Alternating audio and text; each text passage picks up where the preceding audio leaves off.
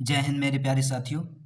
आज हम शुरू करने जा रहे हैं प्रमुख धर्म, जिसमें हम आपको भागवत धर्म, आजीवक संप्रदाय, शैव धर्म, वैष्णव धर्म, इस्लाम धर्म और पारसी धर्म के बारे में, इनका जो इतिहास है उसके बारे में पढ़ेंगे। इससे पहले हम बौद्ध धर्म और जैन धर्म के बारे में पढ़ चुके थे।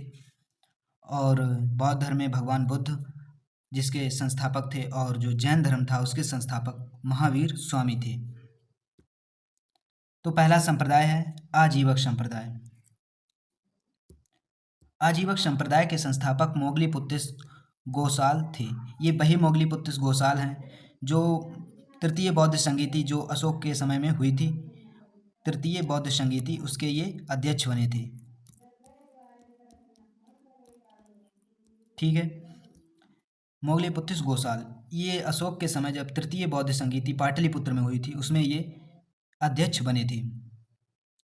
जो आजीवक संप्रदाय है ये नियतवादी का मतलब भाग्यवादी होता है, भाग्यवादी मत पर था। इनका मानना था कि संसार की हर वस्तु भाग्य द्वारा पहले से ही तय होती है। राजकीय संरक्षण, आजीवक संप्रदाय को मानने वाले केवल बिंदुसार थे। बिंदुसार ये चंद्रगुप्त मौर्य के पुत्र और अशोक के पिता थे। बिंदुसार ये नाम है, एक बिंबसार एक है बिंदुसार। इन दोनों नामों में ज़्यादातर सभी को डाउट हो जाता है, तो मैं आपको देखिए बताता हूँ। बिंदुसार जो थे चंद्रगुप्त मौर्य के बेटे। ये दुर्धरा जो चंद्रगुप्त मौर्य की पत्नी थी दुर्धरा, उससे उत्पन्न थे बिंदुसार। तो जो चंद्रगुप्त मौर्य थे उनके गुरु चाणक्य उनको जहर देते थे थोड़ा थोड़ा, जिससे उनका शरीर जहर को झेलने के लिए तैयार हो जाए। कभी अगर उनको कोई धोखे से जहर देकर मारना चाहे तो वो मरे नहीं, इस उद्देश्य से उनके अच्छे के लिए देते थे। तो ऐसा माना जाता है कि एक बार जो चंद्रगुप्त मौर्य की पत्नी थी, इन्होंने उनका जूठा भोजन खा लिया था चंद्रगुप्त मौर्य का। उस समय ये गर्भवती थी, तो उसी समय इनका प्रसव करा दिया गया और बिंदुसार उत्पन्न हुए। बिंदुसार चूँकि जहर की वजह से इनके चेहरे पर, इनके शरीर पर छोटे छोटे बिंदु पड़ गए थे, इसीलिए इनका नाम बिंदुसार पड़ गया। और जबकि जो हर्यंक वंश के संस्थापक थे उनका नाम बिंबसार है। ठीक है, इस बात को याद रखना। तो ये जो बिंदुसार थे ये आजीवक संप्रदाय को मानने वाले थे, इन्होंने इसको संरक्षण भी दिया था। इसके बाद सम्राट अशोक जब आया तो वह बौद्ध धर्म को मानने वाले थे। सम्राट अशोक बौद्ध धर्म को मानने वाले थे, परंतु सम्राट अशोक ने बराबर की पहाड़ियाँ जो बिहार में है, बराबर की पहाड़ियों में इनको आजीवक संप्रदाय वालों को 3 गुफाएं प्रदान की, जिनके नाम हैं, पहली ये जो आपको गुफा दिख रही है, ये बराबर की ये पहाड़ी पर एक गुफा है, इसे पत्थर काट के बनाया जाता था। आजीवक संप्रदाय वालों को गुफा दी थी सम्राट अशोक ने आजीवक संप्रदाय वालों को। तो उसमें से थी एक सुदामा,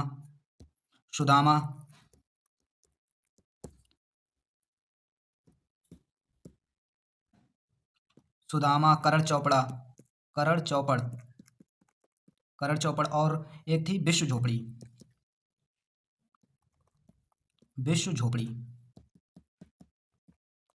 झोपड़ी को विश्वकर्मा गुफा के नाम से भी जाना जाता है। आप हमारे साथ याद करेंगे, बराबर की गुफाएं सुदामा, करण चौपड़, विश्व झोपड़ी, ये बराबर की गुफाओं में आजीवक संप्रदाय वालों को अशोक ने दिया था, जबकि अशोक बौद्ध धर्म को मानता था। इससे क्या पता चलता है, अशोक जो था वो धर्म के लिए, मतलब सभी के लिए बराबर, इसे बोलते हैं धार्मिक सहिष्णु था, मतलब सभी धर्मों को सम्मान देता था। इसके बाद आता है भागवत धर्म। भागवत धर्म के संस्थापक वासुदेव, जिन्हें कृष्ण के नाम से भी जाना जाता था, जिनका निवास स्थान मथुरा था। भगवद गीता वेद व्यास द्वारा रचित भगवद गीता में इसका वर्णन मिलता है, जो इसमें निष्काम कर्मयोग की शिक्षा दी जाती है। भागवत धर्म में मुख्य सिद्धांत क्या है, निष्काम कर्मयोग। इसका अर्थ होता है फल की इच्छा ना करो, कर्म करो, फल की इच्छा ना करो। कर्म करो पर जो फल है उसकी इच्छा ना करो।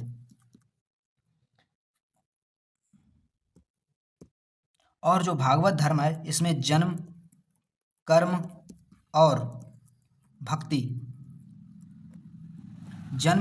भक्ति को मोक्ष के लिए तीनों को बराबर महत्व दिया गया है। मोक्ष के लिए जन्म, कर्म और भक्ति तीनों को बराबर महत्व दिया गया है।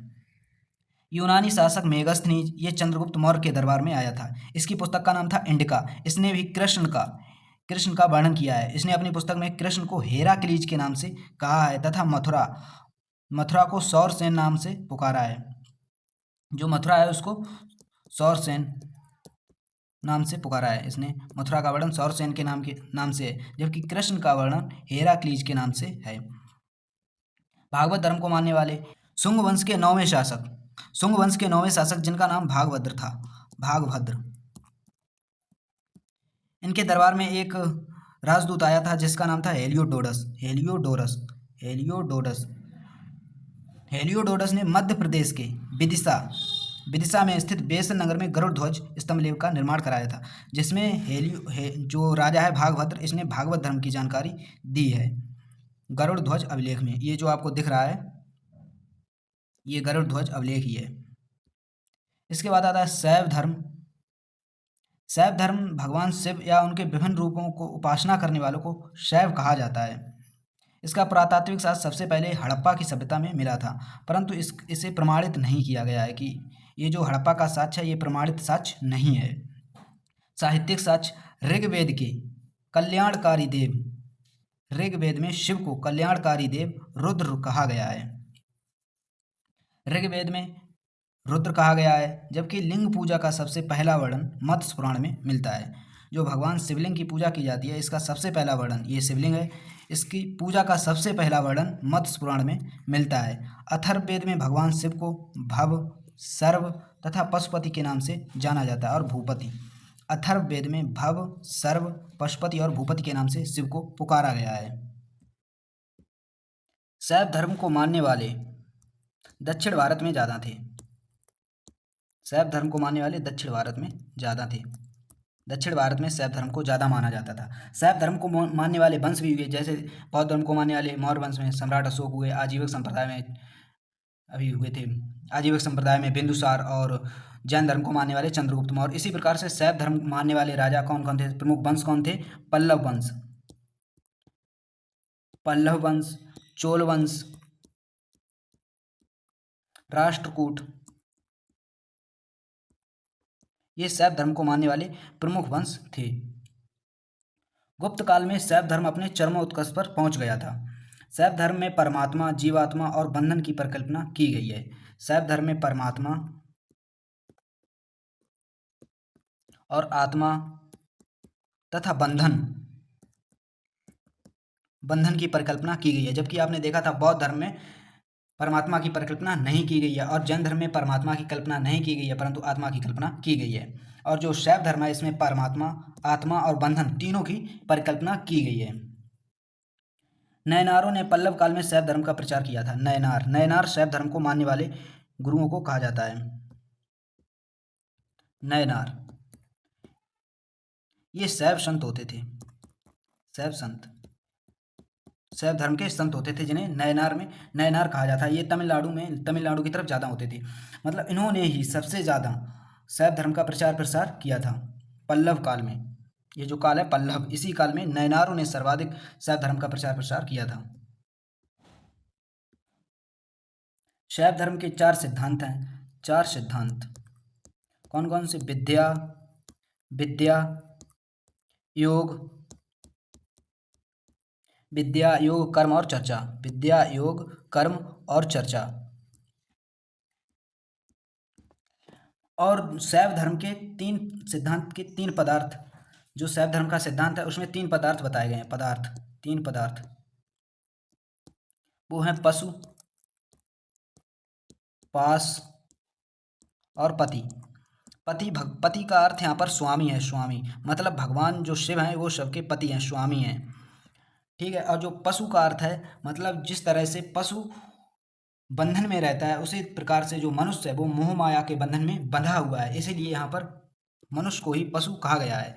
पास यहाँ पर मोह माया को कहा गया है। जिस प्रकार से पशु रस्सी से बंधा रहता है उसी प्रकार से जो मनुष्य है वो पास अर्थात बंधन से बंधा रहता है। यहाँ पास का अर्थ बंधन है, बंधन से बंधा रहता है। शैव धर्म के प्रमाण हड़प्पा सभ्यता में मिले थे। ऋग्वेद में रुद्र कहा गया, अथर्ववेद में भव, सर्व और पशुपति तथा भूपति कहा गया, और मत्स्य पुराण में भगवान शिवलिंग की पूजा का उल्लेख भी मिलता है। अभी आपको बताया था शिवलिंग, जो शिवलिंग है उसके पूजा के साक्ष्य भी मिलते हैं। शैव धर्म के मत प्रमुख संप्रदाय, इसने मतलब विभिन्न संप्रदायों में बटा हुआ था, मुख्य रूप से 4 संप्रदायों में बटा हुआ था। पहला है पाशुपत संप्रदाय। पाशुपतिक संप्रदाय में इसका वर्णन वामन पुराण में मिलता है। वामन पुराण के अनुसार जो पाशुपत संप्रदाय है ये सबसे प्राचीन जो शैव धर्म की शाखा है, ये सबसे प्राचीन शाखा है पाशुपत संप्रदाय। इसके संस्थापक लकुलिश माने जाते हैं। ये जो प्रमुख मेन पॉइंट है इनको आप याद रखना, क्योंकि इनसे कभी कभी क्वेश्चन बन जाते हैं। जैसे लकुलिश किस धर्म से संबंधित है? शैव धर्म। ठीक है, इसी प्रकार से ये मतलब सभी महत्वपूर्ण हैं। और जो पाशुपत हैं इनको लकुलिश हैं, इन्हें शैव धर्म में शिव का 18वां अवतार माना जाता है, लकुलिश को। अगला है कापालिक। कापालिक व कालामुख। कापालिक अलग है और दूसरा है कालामुख। कापालिक के लोग, कपाल, कपाल का अर्थ होता है ये क्या है, हमारी जो खोपड़ी है इसको कपाल कहा जाता है, कपाल। तो ये जो शैव धर्म को मानने वाले कापालिक थे, ये मनुष्य की खोपड़े में खाना पीना ग्रहण करते थे, इसलिए इन्हें कापालिक कहा गया है। और ये जो अपने शरीर पर अस्थि, जो हमारी अस्त होती है, उसकी भस्म लगाते थे। इसके बाद आता है कालामुख। शिव पुराण में कालामुख को महाव्रतधर भी कहा गया है, महाव्रतधर, महाव्रतधर कहा गया है। ये लोग शव की जो शव होता था उसकी भस्म लगाते थे अपने शरीर पर, कालामुख वाले, और जबकि कापालिक वाले अस्त की भस्म लगाते थे अपने शरीर पर। और जो कालामुख के लोग थे, जैसे आपने हिंदू धर्म में देखा होगा कि हम लोग सभी की जब कोई किसी की मृत्यु हो जाती है तो उसे जला दिया जाता है, जबकि जो कालामुख संस्था थी, ये जो संप्रदाय था, इसका दहन नहीं किया जाता था, इनको दफना दिया जाता था। जिस तरह से मुस्लिम संप्रदाय में दफना दिया जाता है, उसी तरह से कालामुख वाले भी जो लाश होती थी उसको दफनाते थे, उसको जलाते नहीं थे। इसके बाद आता है लिंगायत संप्रदाय। लिंगायत संप्रदाय विशेष रूप से दक्षिण भारत में, कर्नाटक में व्यापक रूप से इसका प्रचार हुआ था। इसके संस्थापक थे अल्लभ प्रभु और उन्हीं के शिष्य वासव लिंगायत धर्म के संस्थापक थे। लिंगायत धर्म को वीर शिव के नाम से भी जाना जाता है, वीर शिव, वीर शिव के नाम से भी जाना जाता है। और ये लोग ये जो लिंगायत धर्म के लोग हैं, ये शिवलिंग की पूजा करते हैं। अगला है वैष्णव धर्म और 10 अवतार। वैष्णव धर्म भागवत धर्म का ही एक रूप है। ये जो वैष्णव धर्म है ये भागवत धर्म का ही अलग उसका रूप है। ये छठी शताब्दी ईसा में इसका प्रमुख रूप से उदित हुआ था। ये गुप्त राजाओं के संरक्षण में चरमोत्कर्ष पर पहुंच गया था। वैष्णव धर्म में 10 अवतार का सिद्धांत दिया गया है। ये सिद्धांत मत्स्य पुराण में भगवान विष्णु के 10 अवतारों मत्स्य, कूर्म, बराह, नरसिंह, वामन, परशुराम, राम, बलराम, बुद्ध और कल्कि के विस्तार में उल्लेख मिलता है। इसमें से बुद्ध तक अवतार हो चुके हैं, परंतु अभी इसके अनुसार, मत्स्य पुराण के अनुसार, कल्कि का अवतार होना अभी बाकी है। जब कल्कि का अवतार होगा तो उसमें सब कुछ दुनिया उलट पलट हो जाएगी, ऐसा माना जाता है। देवगढ़ का सुप्रसिद्ध दशावतार मंदिर, ये जो है देवगढ़ का सुप्रसिद्ध दशावतार मंदिर है जो वैष्णव धर्म से संबंधित है। दशावतार मंदिर गुप्तकालीन मंदिर वास्तुकला का अनुपम और प्रथम ऐतिहासिक उदाहरण है। अगला आता है दक्षिण भारत में भक्ति आंदोलन, नयनार संत। मैंने आपको बताया था नयनार संत जो शैव धर्म के संत होते थे उनको नयनार संत कहा जाता था। दक्षिण भारत के दौरान शैव मत सघन प्रसार नयनार संतों द्वारा किया गया था। जो इसका सबसे ज़्यादा प्रचार प्रसार था वो नयनार संतों द्वारा किया गया था। नयनार संतों की कुल संख्या ऐतिहासिक रूप से 63 मानी गई है। प्रमुख संत थे इसमें अप्पार, ये भी प्रमुख क्वेश्चन है अप्पार। जैसे अप्पार पूछ दिया जाता है किस धर्म से संबंधित हैं, तो अप्पार शैव धर्म के नयनार संत थे। अप्पार, संबंदर, सुंदर मूर्ति, ये अत्यंत लोकप्रिय संत थे, नयनार संत थे। इसके बाद आता है अलवर। वैष्णव धर्म को मानने वालों को अलवर कहा जाता है, शैव धर्म को मानने वालों को नयनार कहा जाता है। दक्षिण भारत में भक्ति की दूसरी धारा वैष्णव धर्म को मानने वालों की थी, जिन्हें अलवर कहा जाता है। अलवर संतों की प्रमुख संख्या प्रमाणिक रूप से 12 मानी जाती है। इन संतों का एकमात्र महिला संत आंडाल थी, जिन्हें दक्षिण भारत की मीरा कहा जाता है। ये बहुत ही प्रमुख क्वेश्चन है, ये पूछ दिया जाता है कि अलवर संत महिला कौन थी। अलवारों की जो संत महिला संत कौन है? आंडाल। आंडाल अलवर संत, अलवर महिला संत कौन थी? आंडाल, जिन्हें दक्षिण भारत की मीरा कहा जाता है। आंडाल को दक्षिण भारत की मीरा कहा जाता है। अब दर्शन देखते हैं, श्री संप्रदाय दर्शन। इसका जो दार्शनिक मत है वो विशिष्टा द्वैतवाद है, विशिष्टा द्वैतवाद। श्री संप्रदाय विशिष्टा द्वैतवाद। रामानुज ब्रह्म संप्रदाय द्वैतवाद। आनंद तीर्थ जिन्हें मध्वाचार्य के नाम से भी जाना जाता है। रुद्र संप्रदाय का दार्शनिक मत शुद्धाद्वैतवाद। वल्लभाचार्य इसके संस्थापक थे। शनक संप्रदाय का दार्शनिक मत है द्वैतवाद और इसके संस्थापक थे निम्बकाचार्य। ये पूछे जाते हैं, ये बहुत इंपॉर्टेंट है, ये आप याद करने लेना। दार्शनिक मत तथा आचार, ये इनका दार्शनिक मत और आचार इनके पूछे जाते हैं। विशिष्टाद्वैतवाद रामानुज बहुत ही विशिष्ट थे, हमारे इतिहास में इनके बारे में पढ़ाया जाता है, तो इस तरह से याद रखना। रामानुज बहुत विशिष्ट थे, तो इनका द्वैतवाद आनंद तीर्थ जिन्हें माधवाचार्य के नाम से भी जाना जाता है। शुद्धाद्वैतवाद वल्लभाचार्य। द्वैताद्वैतवाद निम्बकाचार्य। अब देखते हैं इस्लाम धर्म के संस्थापक हजरत मोहम्मद साहब थे, जिनका जन्म 570 ईस्वी में सऊदी अरब में मक्का में हुआ था। मोहम्मद हजरत साहब का जन्म 570 ईस्वी में सऊदी अरब में मक्का में हुआ था। जो मुस्लिम धर्म है इसका सबसे पवित्र ग्रंथ कुरान माना जाता है। कुरान। मोहम्मद साहब को 610 ईस्वी में हीरा नामक गुफा में ज्ञान की प्राप्ति हुई थी। हीरा नामक 610 ईस्वी में 40 वर्ष की अवस्था में मोहम्मद साहब को हीरा नामक गुफा में ज्ञान की प्राप्ति हुई थी। हिजरी संवत का चलन। मोहम्मद साहब के मक्का से मदीना जाने पर पवित्र यात्रा 24 सितंबर 622 ईस्वी को हिजरत तथा इसी वर्ष से हिजरी संवत की शुरुआत मानी जाती है। जब मोहम्मद साहब जहाँ इनका जन्म हुआ था मक्का में, यहाँ से जब इनको ज्ञान प्राप्त हुआ तो इन्होंने अपना ज्ञान लोगों को बताना शुरू किया। तो लोग जानते हैं नए लोग जब आते हैं तो इन्हें अस्वीकार कर देते हैं, तो ये वहाँ से मक्का से मदीना चले आए। इसी वर्ष हिजरत संवत की शुरुआत की गई थी। करबला का युद्ध। अली के बेटे हुसैन की शहादत 680 ईस्वी में इराक के करबला नामक स्थान पर हुई थी, जो इतिहास में निर्णायक साबित हुई। ये जो आप इमेज देख रहे हैं ये काबा की इमेज है। ये काबा जो मक्का में स्थित है, ये काबा, ये सभी मुसलमानों को सबसे पवित्र स्थान है। यहीं पर सभी मुसलमान हज करने आते हैं। अब मोहम्मद साहब के बारे में कुछ प्रमुख बातें और देख लेते हैं। जैसे मोहम्मद साहब थे, उनकी पत्नी का नाम जो था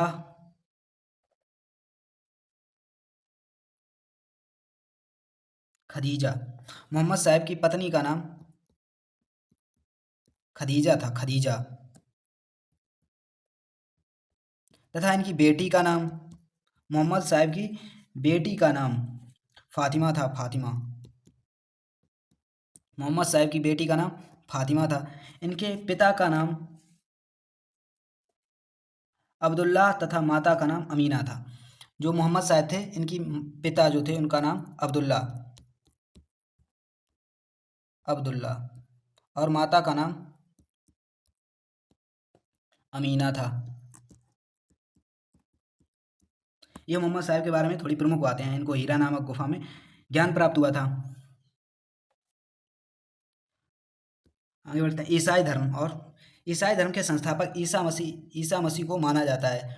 इन्हें जीसस क्राइस्ट के नाम से भी जाना जाता है। इनका जन्म यरूशलेम के निकट बेथलेहम नामक स्थान पर हुआ था। ईसा मसीह का जो जन्म था वो कहाँ पर हुआ था? ईसा मसीह का जन्म यरूशलेम, ये इजराइल में स्थित है, यरूशलेम के निकट बेथलेहम में हुआ था ईसा मसीह का जन्म। इनका सबसे जो पवित्र ग्रंथ है, इसे बाइबल को पवित्र ग्रंथ माना जाता है, जो मुख्यतः ओल्ड टेस्टामेंट और न्यू टेस्टामेंट दो महत्वपूर्ण भागों में विभाजित है। जो ओल्ड टेस्टामेंट है वो यहूदी धर्म का है और जो न्यू टेस्टामेंट है ये ईसाई धर्म से संबंधित है, जिसे बाइबल कहा जाता है। जो ईसाई धर्म है पहले आया था यहूदी धर्म, ये था यहूदी धर्म यहूदी धर्म की पुस्तक का नाम ओल्ड टेस्टामेंट है। इसके बाद आता है ईसाई धर्म। इसी को आगे बढ़कर जब इसमें ईसा मसीह आते हैं तो ईसाई धर्म आता है। इनकी पुस्तक का नाम न्यू टेस्टामेंट, जिसे बाइबल कहा जाता है।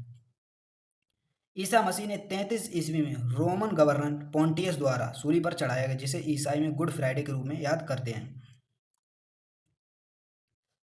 33 ईस्वी को रोमन गवर्नर पोंटियस द्वारा सूली पर चढ़ाया गया था।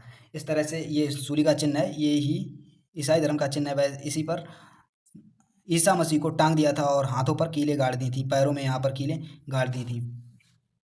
जब ईसा मसीह दोबारा जीवित हुए थे, जब इनका पुनर्जन्म हुआ था, तब ईस्टर नामक एक त्यौहार है, ईस्टर ईसाइयों का। तभी ईस्टर नामक त्यौहार, जब ईसा मसीह पुनर्जीवित हो गए थे, तब ईस्टर नामक त्यौहार मनाया जाता था। यह एक ईश्वरवाद के साथ त्रित्व के सिद्धांत, अर्थात त्रित्व का सिद्धांत क्या है? ईश्वर पिता, ईश्वर पुत्र, जिन्हें ईसा मसीह, जैसे ईश्वर पुत्र कौन है? ईसा मसीह को ईश्वर पुत्र कहा गया है, और पवित्र आत्मा का प्रतिपादन करता है। जो इसमें ईसाई धर्म में त्रित्व का प्रतिपादन करता है। त्रित्व में क्या क्या है? ईश्वर पिता, ईश्वर पुत्र ईसा मसीह को कहा गया है, और पवित्र आत्मा। और जो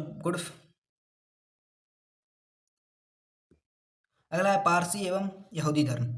पारसी धर्म ईरानी पैगंबर जरथुष्ट्र इसके संस्थापक थे। इनकी पवित्र पुस्तक है जेंदा अवेस्ता। तो पारसी धर्म है, इसी पारसी धर्म से संबंधित हमारे जो रत्न थे, कौन रत्न? रतन टाटा, ये पारसी धर्म से ही संबंधित थे। जो हमारे रतन टाटा थे, ये पारसी धर्म से ही संबंधित थे। पारसी धर्म के संस्थापक जरथुष्ट्र माने जाते हैं, तथा इनकी पुस्तक जेंदा अवेस्ता थी। ये अहुरमज़दा की पूजा करते हैं। ये मुख्यतः अग्नि पूजक कहलाते हैं। ये इसे अग्नि कहा जाता है, अग्नि। ये लोग अग्नि की पूजा करते हैं। जो पारसी धर्म है, पारसी धर्म में अग्नि की प्रमुख रूप से पूजा की जाती है। अब देखते हैं यहूदी धर्म। यहूदी धर्म की नींव हजरत अब्राहम द्वारा रखी गई थी, तथा पैगंबर हजरत मूसा इसके पैगंबर थे। इनका जो यहूदियों का धार्मिक ग्रंथ है, इसे तोरह या ओल्ड टेस्टामेंट कहा जाता है। ओल्ड टेस्टामेंट के नाम से भी तोरह नामक पुस्तक को जाना जाता है। जो पारसी होते हैं, इनका अग्नि मंदिर होता है। ये अग्नि की पूजा करते हैं पारसी धर्म वाले, और अग्नि मंदिर, इसीलिए इनके मंदिर अग्नि मंदिर कहा जाता है। और यहूदियों का पूजा स्थल सिनेगॉग होता है, सिनेगॉग। इनसे इतना ही प्रमुख है, मतलब ये जो मैं आपको पढ़ा रहा हूँ, इनसे इतना ही पूछा जाता है, बहुत कम। जो हमारे भारतीय धर्म है, इनसे थोड़ा ज़्यादा पूछ लिया, इनसे कभी कभी पूछा जाता है। इतना मैं आपको पढ़ा रहा हूँ, इतना काफ़ी है, इसको ही याद कर लेना। ठीक है, धन्यवाद आप लोगों को अंत तक बने रहने के लिए। अगर आपको वीडियो पसंद आया तो इसे लाइक और चैनल को सब्सक्राइब जरूर करें, और शेयर करना ना भूलें, जिससे हमसे ज़्यादा से ज़्यादा लोग जुड़ सकें और हमको सपोर्ट मिल सके। अब अगले वीडियो में हम आपको महाजनपद काल पढ़ाएंगे, और वहाँ से हर्यंक वंश, शिशुनाग वंश और नंद वंश जैसे वंश पढ़ाएंगे। धीरे धीरे आपको आधुनिक काल तक ले आएंगे। इस तरह से हम धीरे धीरे मिलकर सभी लोग इतिहास को ख़त्म कर देंगे, मतलब पूरा पढ़ लेंगे।